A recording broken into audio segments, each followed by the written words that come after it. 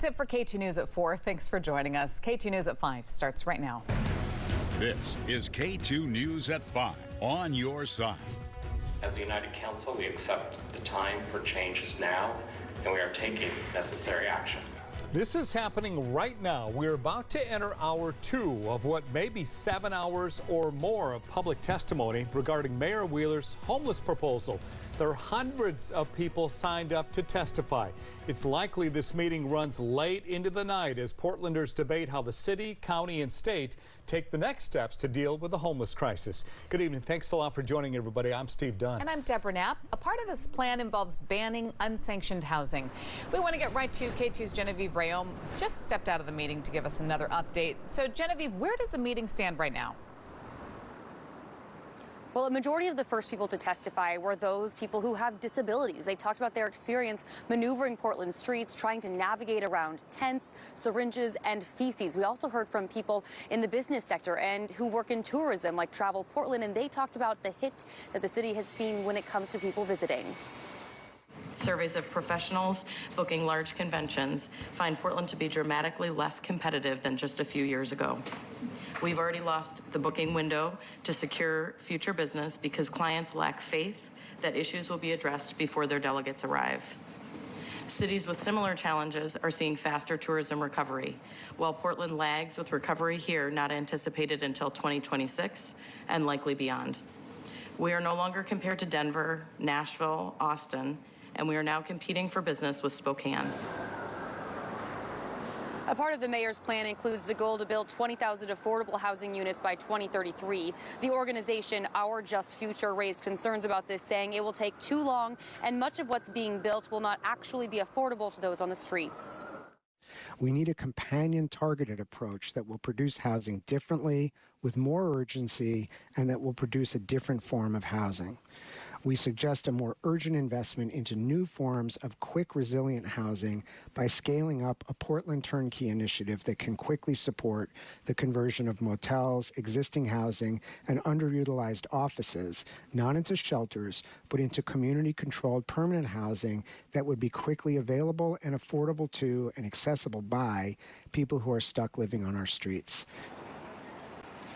Much of the testimony thus far has been in support of the proposal, but we know this is a highly debated topic. One of the biggest concerns people have is that the ban on unsanctioned housing will criminalize people on the streets who cannot afford housing. Now, I just walked out of the meeting about 10 minutes ago, and I can tell you at that point, we had not heard from 40 people who are signed up to testify. There are more than 220 people who want to speak about this, so we still have hours to go. There was a very tense moment there where someone told Mayor Wheeler to F off. He did threaten to cancel the testimony after that, saying there are FCC rules in place, and he said, we want to hear from people about this topic, but if that is the attitude that people have and that they bring to them, they will no longer hear from people publicly. So for now, it looks like we've got a few more hours to go as long as things calm down. Live here outside City Hall, Genevieve Rayom, KATU News. It could be a long night down there, Genevieve. Thank you for that. Also, a scare at 2 local high schools today, one receiving a bomb threat, the other a report of someone with a gun. Now, police say both incidents were false alarms. The bomb threat happened at Rex Putnam High School. Police say they immediately identified the source of the threat and confirmed there was no real explosive device. The gun report was at Milwaukee High School, and again, police investigated and determined the campus was safe. And meantime, in the last 30 minutes, we learned a student was arrested for making threats to Rock Creek Middle School in Clackamas County earlier this month. Police say both threats were found to be hoaxes. We take threats of violence, be they transmitted via email, text, or social media, quite seriously. The FBI is investigating a series of threats aimed at people and businesses in Portland. Police say the emails threatened violence and were disturbing in nature. KATU's Eric Mock joins us live in Northeast Portland. So who got these threatening emails, Eric? Well, police tell us that a wide variety of businesses and people got these threatening emails. One of those businesses we were able to confirm was Laurelwood Brew Pub. They said they got those emails and they were very violent in nature. But again, these emails were so disturbing in nature, in fact, they prompted an FBI investigation. Staff at Laurelwood Brewing in Northeast Portland tell us the emails they got were a call to violence. violence against a few people. Special agent in charge of the FBI's Portland office, Kieran Ramsey, says they're taking this threat very seriously, since it involves very specific, detailed threats of violence against people in the Portland metro area. Ramsey says the FBI has already been investigating since last week. We've had a number of interviews, both here in the Portland metro area and outside even of Oregon at this point, to make sure that we've done our due diligence to see are the people that have been threatened aware of this threat that is out there, and then whether there is any serious intent or capability on those on the part of those that are making this threat. Ramsey says despite all this work, they're still trying to determine whether there's actually any real potential for violence from these threats. He says when agents reached out to the people specifically mentioned in the threats, many of them weren't even aware they'd been targeted. Now, coming up at 6 o'clock, we're going to tell you more of what Special Agent Ramsey talked about, especially about how, these types of investigations can be really difficult for law enforcement to pinpoint who's behind them. Now reporting live in Northeast Portland, Eric Mock, K2 News. Eric, thank you. Also tonight, Portland police are investigating a deadly hit and run. Officers found a man dead in the street about 5 o'clock this morning near North Interstate and Russell. Police have not released any information about a suspect or the vehicle involved. Portland police are also investigating a deadly shooting. It happened around 9 o'clock last night off North Peninsular Avenue, north of Columbia Boulevard. The victim was a man. His name has not been released, and no arrests have been made. The National Weather Service confirms a tornado did, in fact, touch down in Woodburn on Monday afternoon. A viewer sent us this video. NWS says it was a weak EF0 tornado. 2 homes were damaged, one by a large tree branch that snapped in front of the home. Another had its tin roof partially blown off. No injuries reported there. This was the second EF0 tornado to happen in Oregon in 3 days. Mount Hood got nearly a foot of snow overnight. We sent photojournalist from K2 Super Sean Broderick up to Timberline today, and there were several people up there taking in the sights, including one man visiting from Florida. Yeah, I live in Melbourne Beach, Florida. I work Florida Tech down there, and we came up for a conference in Portland. And I heard it was snowing up here, so I had to come up and see some snow. We don't see it often in Florida. How does this feel to you? Oh, it's awesome. I was raised in Philly, so I'm used to the cold, but I haven't seen snow in a while. So came up, I stopped, took some pictures, and it's been awesome. He said he rented a car for today just to be able to go up to the mountain. Let's check in now with meteorologist Dave Selesky talking about all that snow that's starting to melt up there, right, Dave? As a matter of fact, snow level right now is about the 6,000 foot level, which is where Timberline is, and that snow is only going to go up over the next few days. Here's what's going on in the mountain passes right now. Again, we had snow-covered roads this morning. That's not the case now. As you can see, it's bare and wet at Timberline. Temperature there, 33 degrees. How about Sandy Ann Pass? They had several inches of snow there as well, but also the roads are bare at this hour. And Willamette Pass, highest of the 3, over 5,000 feet. Same story. We have bare and almost dry pavement there at this time. Now, here's what's going on as far as the snow levels go across the area. They will be going up 6,000 feet today, 9,000 feet by Friday, and then hovering around the 6,000 to 7,000 foot elevation all the way through the weekend before they begin to drop by early next week. On radar, things pretty quiet out there. We had a fairly damp start to the day, but as you can see this hour, we have dry skies up and down the entire length of the I-5 corridor. There are some lingering showers in the Cascades, and that's about it. We'll have more, all the forecasts, a few minutes from right now. Back to you guys. See you in a couple minutes, Dave. Thank you. Oregon fire season ends on Saturday. That's according to the Oregon Department of Forestry. They say the recent rain and cooler temperatures have helped reduce the fire threat. Year to date, there have been nearly 2,000 fires in Oregon that have burned more than 436,000 acres. One positive note this year, though, ODF saw a significant decrease in human-caused fires. They say less than 2,000 acres were burned on ODF protected lands compared to the 10-year average of more than 68,000 acres burned from human-caused fires. TriMet is considering changes to help keep riders and employees safe. At its board of directors meeting this morning, the agency introduced a new ordinance to allow for stiffer penalties for prohibited conduct on the TriMet system. It would expand the types of offenses that could result in long-term exclusions. The board scheduled to vote on the ordinance at its December meeting. We'll let you know what happens. Now to Your Voice, Your Vote. More than 5% of Oregon ballots have been returned now with 2 weeks to go to the election. The highest turnout so far in Lake County. And tomorrow, Senator Bernie Sanders will be in Oregon to stump for Democratic candidates. His visit follows several other high-profile politicians, including President Joe Biden and Senator Elizabeth Warren on the Democrat side, and Governors Glenn Youngkin and Larry Hogan on the Republican side. Stay with K2 News for continuing coverage leading up to Election Day. You can also find the latest right on our website, KATU.com. Well, the Portland Thorns took off for Washington, D.C. today ahead of the NWSL Championship game. They'll take on the Kansas City Current Saturday, 5 o'clock our time. 6 different Portland pubs are holding watch parties, including Grand Central, Bowling, Hopworks, Mad Greek Deli, Prost, the Hostel Cafe, and the Sports Bra. Each location will have giveaways and raffle items that include signed jerseys, scarves, gift cards, and more. Still ahead tonight, doctors warning of a possible COVID comeback this winter. The confusion behind booster recommendations and what you need to know to stay protected. And next, an underground tunnel tour with a haunted past, a peek into Portland's dark history and how you can join the Halloween fun.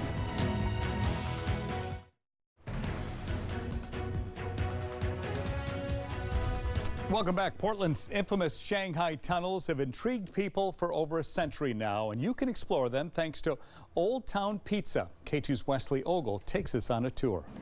Upstairs is Old Town Pizza and Brewing, but through this door and down these stairs, legends of Portland's disturbing past await.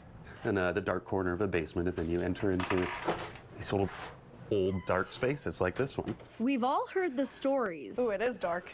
Of kidnapped sailors and nefarious things going on down here over a century ago. Perhaps you walk into like a gambling den. But how much of it is true?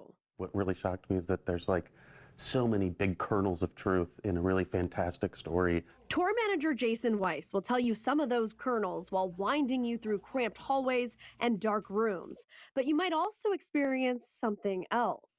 Is this building haunted?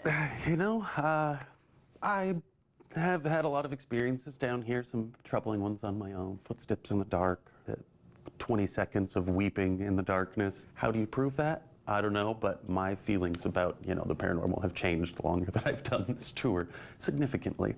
Some tell of a woman, Nina, shoved down an elevator shaft to her death, her spirit still roaming the underground. This is the old elevator shaft Nina is said to be pushed down, and here is where her spirit etched her name in the brick. Was it Nina who scared a delivery driver a few years ago? When he was down here just finishing the order, he just got this really deep chill and looked over his shoulder as it happened and just saw this cloud of smoke just rolling around his shoulders. And when he looked at it, he just rushed back up the stairs away from him. And that was the last time I saw this guy. He had requested to be taken off of his route and did not want to come back to Old Town Pizza. With creepy stories like that, it's a good thing this tour ends with a beer tasting. At the end, I'll take you upstairs and treat you to some of our beer and maybe have a good little cool down there. Yeah, that was unfortunate. Creepy sounds you get in a basement. In the Portland Underground. You ready? Yeah, I guess so. Beneath Old Town Pizza, I'm Wesley Ogle for K2 News. Nina? Are you scared? No. We're here to protect you. Oh, that makes me feel so much better. It sure does. Underground tunnel tours are every Thursday through Sunday, including on Halloween. Imagine that. Go to KATU.com to book yours. That might have been me weeping down there. Sure probably was. Sorry. Dave joins us now with a look at our weather. Dry out there right now. Dry out there right now. Had a fairly damp start to the day, and now we have dry skies. Still overcast, as you can see from our live camera up on top of the Unico US Bancorp. It's 53 degrees, light south-southeast winds, now about 3 miles an hour. Current humidity sitting at 69%. On the Oregon coast, again, dry skies here as well. Don't have a report on sky conditions or on temperature, but as you can also see, it's mostly cloudy skies there at this hour. Here are the rainfall amounts last 24 hours. Pretty impressive. Look at the coast. Tillamook, 6,900 of an inch of rain there. Salem also 6,900s. There you have here in Portland, we're at 71 hundredths of an inch. Vancouver at over 6/10 of an inch of rain. And then you get to the east side of the Cascades, and that precipitation just falls off. Just 100th of an inch of rain last 24 in Redmond, and 200ths. That was it in Pendleton in the last 24. Now, highs today, relatively cool for this time of the year. Astoria 56, 55 for Tillamook. Vancouver also 56 degrees. There's here in Portland, we're at 57. A little warmer on the east side. The Dalles now at 59 for your high, and just 45 in LeGrand and 47 in Baker City. So last night's system moved across the state rather rapidly. It's now well off towards the east of us. A weak ridge of high pressure is now building in. So we have dry skies, or mostly dry skies in the forecast for the rest of the afternoon going into tonight, and much of the day tomorrow. On Thursday, we'll have dry skies, even some sun breaks up there. That'll allow temperatures to warm into the low 60s across the region. However, that ridge of high pressure you see right there kind of moves off towards the east. So we get in towards tomorrow night, and we have an approaching cold front that drives on in late Thursday night going into Friday. So return of some wetter weather on Friday with this next weather maker right there. Back behind that, another system right here. That's 5:30 in the evening on Friday. That system drops in for Saturday to keep the rain trend going. Cool temperatures as well. But I still think snow in the Cascades above the 6,000 to 7,000 foot level all throughout the entire weekend. Watches and warnings, not much going on the west side of the Cascades, with the exception of this. We do have a frost advisory up late tonight for parts of southern Oregon all the way down towards the California border.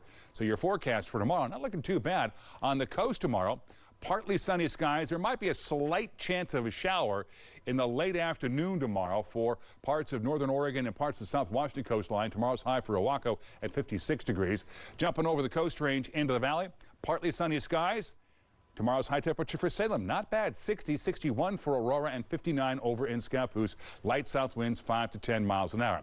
Gorge and the Cascades, partly cloudy skies. Freezing level tomorrow in the Cascades, about 9,000 feet. So a lot of that snow we had last night and this morning melting away. Tomorrow's high for Government Camp is going to be 48. Tomorrow's high for the Dalles at 60. Central and eastern Oregon, mostly sunny skies. So frosty in the morning. No temperatures dropping down into the teens and 20s. Look at that, 19 tonight in Burns. 51 for the high temperature there. 35 and 62 tomorrow for the Pendleton area. Tonight in Portland, we drop down to 43. Tomorrow's high 62 degrees. Rain back in the forecast for you on Friday. Some morning showers on Saturday. Then rain late in the day on Sunday. Halloween right now is Monday and looks to be on the damp side with plenty of not so scary.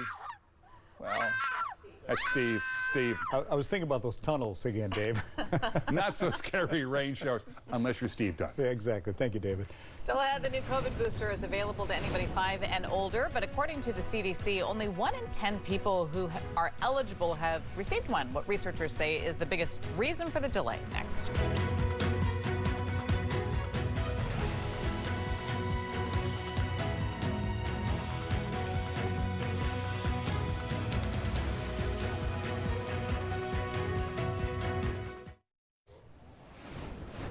Healthcare providers have new concerns. COVID-19 will make a big comeback this winter. One reason is that the number of people getting the new COVID booster is pretty dismal right now. Medical reporter Liz Bonus explains why.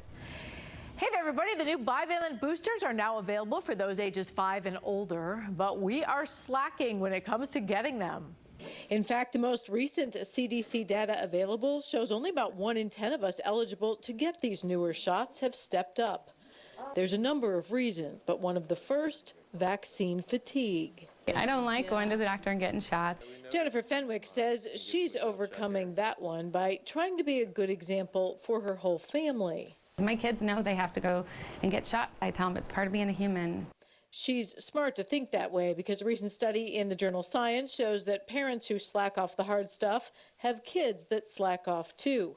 It backs up research that children as young as 15 months old can learn grit from their parents. Second reason we aren't getting boosters is we don't feel vulnerable to COVID-19 right now, even though respiratory infections are starting to climb. But Dr. Jonathan Buck says that's exactly the reason to get this Omicron protective shot right now. It keeps our community or population healthy. So population health is sort of the idea of, I guess, removing the idea of coming to the doctor when you're sick, right? Finally, the third reason we aren't getting them, even as older adults, we don't know we need them. The latest Vaccine Monitor survey shows only 8% of seniors have stepped up to get these new bivalent boosters, but 40% of those surveyed said they didn't even know these new boosters were recommended. The CDC recommends that you get a booster shot if it's been at least 2 months since your last vaccine. They're still free for now, but that could change at the end of the year. I'm medical reporter Liz Bonus. Now back to you. Liz, thank you. We're back with more local news in just a half hour, right after World News Tonight with David Muir. Thanks a lot for watching, folks.